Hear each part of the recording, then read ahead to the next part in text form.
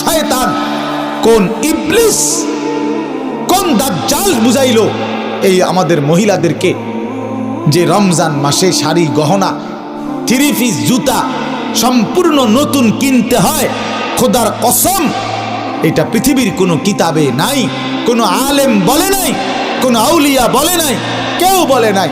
ইবলিস ছাড়া, শয়তান ছাড়া, দাজ্জাল ছাড়া আর কেউ বলে নাই।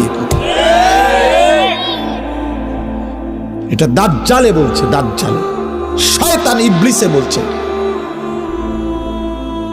তোমরা ছেলেরাও মনে রাখো, ঈদ মানে নতুন কোনো জুতা না, ঈদ মানে ইবাদত।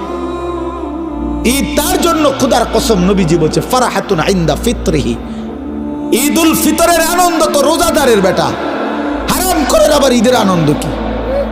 সুদখোরের কোনো ঈদ নাই, ঘুষখোরের কোনো ঈদ নাই, মদখোর, নেশাখোর, ফুট্টাখোর, বাবাখোর, ডাইলখোর, হারামখোর, ইয়াবাখোর, এই সমস্ত অসভ্যের কোনো ঈদ নাই বেটা। তোর আবার কিসের ঈদ বেটা?